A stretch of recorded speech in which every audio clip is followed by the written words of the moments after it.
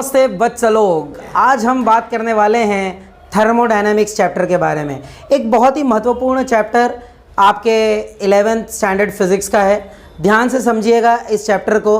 और देखिए, थर्मोडायनामिक्स की अगर मैं बात करूं तो जो शुरुआत थर्मोडायनामिक्स की हुई थी वो कैसे हुई। तो थर्मोडायनामिक्स की जो शुरुआत थी वो इस तरह हुई कि पहले क्या होता था आपको पता है, पहले बुलक कार्ट्स चलती थी, हॉर्स कार्ट्स चलती थी, लेकिन इनकी क्या होती थी, एक लिमिट होती थी और उस लिमिट के बियॉन्ड जो है ये नहीं जा सकते थे, इनके लिमिटेशंस होते थे। फिर क्या हुआ, लोगों ने मैकेनिकल वर्क करने के लिए इंजन्स बनाए और वो इंजन्स जो है वो कार्ट को क्या करने लगे, ड्राइव करने लगे। सो इंजन ड्रिवन कार्ट्स जो हैं वो बनाई गई, जिन्हें कार कहा जाने लगा।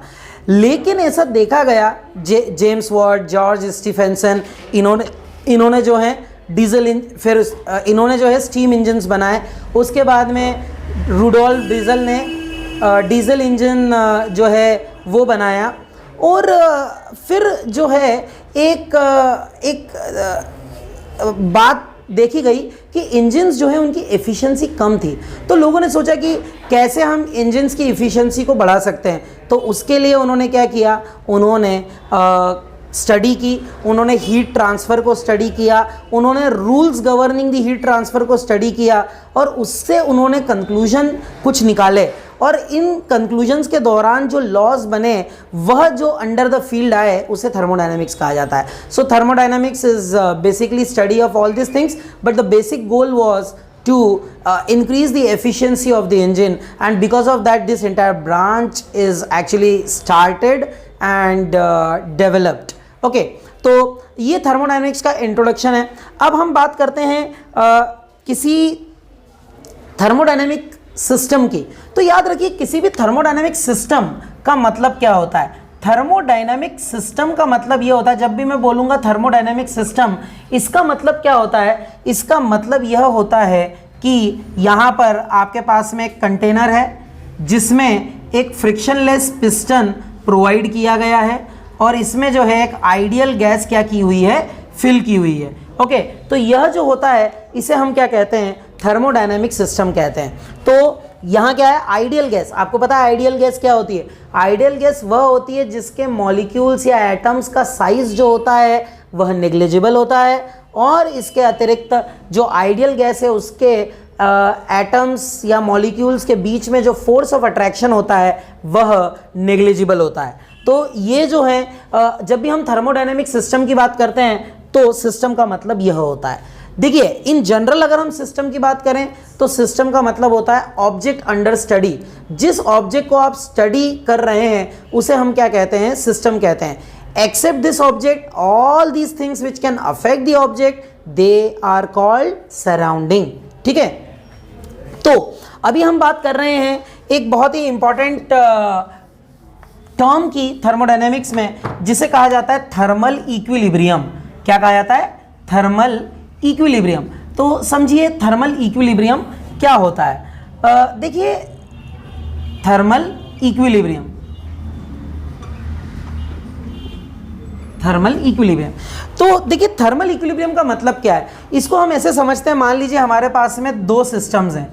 मान लेते हैं हमारे पास दो सिस्टम्स हैं, ए और बी, है ना। सिस्टम का मतलब केवल ऐसा नहीं है कि मैंने थर्मोडायनामिक सिस्टम नहीं बोला, मैंने सिस्टम बोला है। तो यहाँ पर मेरे पास दो सिस्टम्स हैं और उनको सेपरेट किया गया है इस तरह से। ठीक है, there are two systems A and B and in both the systems there are ideal gases which are filled. Okay, इन सिस्टम्स को हमने एक वॉल से क्या किया है, एक वॉल से सेपरेट किया है, जिसे क्या कहा जाता है, एडियाबैटिक वॉल कहा जाता है। This wall is called adiabatic wall. ठीक है, एडियाबैटिक वॉल इस तरह की वॉल होती है जिसमें जो है हीट का आदान प्रदान, हीट का एक्सचेंज एक सिस्टम से दूसरे सिस्टम में या एक सिस्टम से सराउंडिंग में नहीं हो सकता है, प्रोवाइडेड कि अगर वो क्या है, एडियाबैटिक वॉल से क्या है, सेपरेटेड है।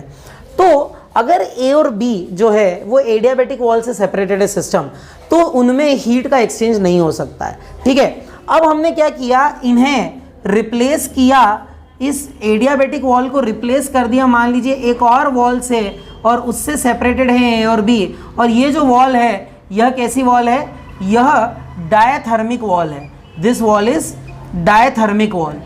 अब मान लेते हैं कि हम डायथर्मिक वॉल से इसे क्या करते हैं, सेपरेट करते हैं। अब देखिए डायथर्मिक वॉल से सेपरेट करने पर ऐसा देखा जाता है कि ये जो दोनों सिस्टम हैं ये क्योंकि अब हीट का एक्सचेंज हो सकता है, तो थोड़े समय के बाद में आफ्टर द हीट एक्सचेंज क्या होता है कि एक ऐसी स्थिति आ जाती है कि ए और बी जो हैं वह थर्मल इक्विलिब्रियम में आ जाते हैं। थर्मल इक्विलिब्रियम में आ जाते हैं, इसका मतलब क्या है, इसका मतलब यह है कि अब इन दोनों के बीच में हीट का एक्सचेंज नहीं हो पाता है, there is no exchange of heat between the systems and it is because they achieve the thermal equilibrium. Equilibrium word का मतलब है साम्य, हिंदी में से कहते हैं साम्य। साम्य का मतलब ये होता है कि अब जो सिस्टम है उसमें या जो सिस्टम्स हैं उनमें साम्य आ गया है। साम्य आ गया मतलब कि कोई डायनामिज्म नहीं है, वहाँ पर हीट का एक्सचेंज नहीं हो रहा है, क्योंकि ये सारी चीज़ें बताती हैं कि उनकी जो प्रॉपर्टीज़ हैं वो डिफरेंट हैं, कोई भी प्रॉपर्टी हो वो डिफरेंट है, जिसके कारण वहाँ इक्विलिब्रियम नहीं है। लेकिन thermal equilibrium is achieved when they are being separated by the diathermic wall and there is exchange of heat between the system is taking place, and after a certain time what happens that the system they achieve thermal equilibrium। तो यह बात हो गई thermal equilibrium के बारे में। इसके बाद में अब हमें पढ़ना है जीरोथ लॉ ऑफ थर्मोडायनामिक्स। क्या पढ़ना है, जीरोथ लॉ ऑफ थर्मोडायनामिक्स। तो आइए देखते हैं जीरोथ लॉ ऑफ थर्मोडायनामिक्स, ध्यान से समझिएगा जीरोथ लॉ। अब देखिए जीरोथ लॉ क्यों, जीरोथ लॉ क्यों भाई, वैसे तो काउंटिंग 1 2 3 4 होती है, तो जीरोथ लॉ क्यों आ गया? तो ये भी बड़ी इंटरेस्टिंग स्टोरी है इसके पीछे। देखिए क्या हुआ था कि पहले जो है उन्होंने फर्स्ट लॉ ऑफ थर्मोडायनेमिक्स दिया है ना, उनके जो भी बेसिस थे उसके जो भी क्वांटिटीज थी उनके बेसिस पर उन्होंने फर्स्ट लॉ दिया। फिर उसके बाद क्या हुआ, उसके बाद में उन्होंने एक और लॉ को आइडेंटिफाई किया। अब देखिए जब फर्स्ट लॉ पहले से ही था और जो बेसिस था जिस फैक्ट के बेसिस पर या जिस क्वांटिटी के बेसिस पर हम जीरोथ लॉ की बात करने वाले थे या एक पर्टिकुलर लॉ की बात करने वाले थे, वह फर्स्ट लॉ से भी ज़्यादा बेसिक क्वांटिटी थी। जब ऐसा हुआ तो उस स्थिति में ये हुआ कि इन्होंने कहा कि इसको आप सेकंड तो दे नहीं सकते क्योंकि ये बेसिक क्वांटिटी है, तो फिर ये डिसाइड किया गया कि इसे हम जीरोथ लॉ कहेंगे, क्योंकि फर्स्ट लॉ तो हो चुका है, सेकंड कह नहीं सकते क्योंकि वो बेसिक है, इसलिए उसको जीरोथ लॉ कहा गया। So very interesting story is there behind this zeroth law. तो अब जीरोथ लॉ क्या होता है उसको अपन देखते हैं। हमारे पास में तीन क्या है, सिस्टम है। मान लेते हैं हमारे पास तीन सिस्टम्स हैं, ए, बी और सी। देखिए ये सिस्टम ए है, ठीक है, यह बी से क्या है, सेपरेटेड है, और बी से ये सेपरेटेड है विद द हेल्प ऑफ से adiabatic walls. A B separated है with the help of adiabatic walls. Adiabatic walls को मैं ऐसा क्रॉस जैसा इसीलिए बना रहा हूँ कि एक्सचेंज ऑफ हीट नहीं होगी। और सी सिस्टम जो है इन दोनों से individually with the help of diathermic walls क्या है, सेपरेटेड है, ठीक है। तो यहाँ पर एडियाबैटिक वॉल है, ये एडियाबैटिक वॉल है, एडियाबैटिक वॉल है, और यहां पर डायथर्मिक वॉल है, डायथर्मिक वॉल है। अब क्या हुआ कि इन सिस्टम्स को अगर हम इस तरह से सेपरेट करें, so you can see there are two systems A and B and they are separated individually by a third system C, okay, and they are separated by a diathermic wall, adiabatic wall, okay. Now if you have two systems A and B which are individually separated with a system C by a diathermic wall, so what will happen? अब देखिए A और B जो हैं वह system C के साथ में diathermic wall से सेपरेट है, ठीक है ना, और इंडिविजुअली ये एक दूसरे से एडियाबैटिक वॉल से सेपरेटेड है। अब क्या होता है, कहने का मतलब ये है जीरोथ लॉ ऑफ थर्मोडायनामिक्स का that if there are two systems, they are separated by a third system by a diathermic wall. So what will happen that due to the exchange of heat, after some time there will be a thermal equilibrium achieved between A and C and B and C independently. Okay, A और C में और B और C में thermal equilibrium आ जाएगा. क्यों होगा आपको पता है? क्योंकि अगर देखिए हीट का एक्सचेंज तो होगा. मान लीजिए अगर होना चाहिए, अगर हीट का एक्सचेंज, और क्यों होना चाहिए थर्मल इक्विलिब्रियम अचीव करने के लिए? याद रखिए यही जीरोथ लॉ की खासियत थी कि यह एक्चुअली एक क्वांटिटी पर बेस्ड था, जिसे फिजिकल क्वांटिटी पर बेस्ड था, जिसे कहा जाता है टेम्परेचर. मान लीजिए इसका टेम्परेचर ज़्यादा है और इसका कम है और आपने डायथर्मिक वॉल लगाई है, तो हीट जो है यहाँ से यहाँ ट्रांसफ़र होगी तब तक जब तक कि थर्मल इक्विलिब्रियम अचीव न हो जाए. ठीक है ना, तो ये थर्मल इक्विलिब्रियम अचीव हो जाएगा.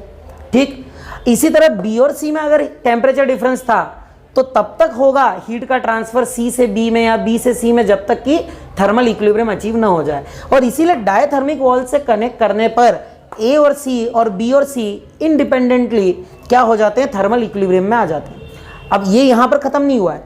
लॉ ये कहता है कि if they are in thermal equilibrium, A and B are in thermal equilibrium with a system C, then if you remove this wall and apply a diathermic wall in place of this adiabatic wall, you will find that system A and B, they are also in thermal equilibrium. ठीक है ना, यह है zeroth law. बहुत आसान है, आपको समझ में आ रहा है कि अगर ये इसके साथ में क्या है, थर्मल इक्विलिब्रियम में है, इनके टेम्परेचर्स इक्वल होंगे. हीट का एक्सचेंज नहीं है मतलब टेम्परेचर्स इक्वल होंगे, क्योंकि हीट एक्सचेंज होती है थर्मल इक्विलिब्रियम, हीट एक्सचेंज होती है टेम्परेचर डिफरेंस के कारण. थर्मल इक्विलिब्रियम आ गया मतलब टेम्परेचर डिफरेंस नहीं है. यहाँ पर भी टेम्परेचर डिफरेंस नहीं है, तो इसका टेम्परेचर इसके इक्वल है, इसका टेम्परेचर इसके इक्वल है, तो इसका और इसका टेम्परेचर भी तो इक्वल होगा. इसका मतलब ये हुआ कि ये भी दोनों सिस्टम्स क्या होंगे? थर्मल इक्विलिब्रियम में होंगे. यही जीरोथ लॉ ऑफ थर्मोडायनामिक्स है. याद रखिए जीरोथ लॉ ऑफ थर्मोडायनामिक्स जो है वह बेस्ड है एक बहुत ही फंडामेंटल क्वांटिटी जिसे क्या कहा जाता है? टेम्परेचर. और इसीलिए इसे जीरोथ लॉ देना पड़ा, क्योंकि फर्स्ट लॉ से भी बेसिक क्वांटिटी थी जिसके बेसिस पर हमने जीरोथ लॉ बनाया था. I hope it is clear to you. Thank you.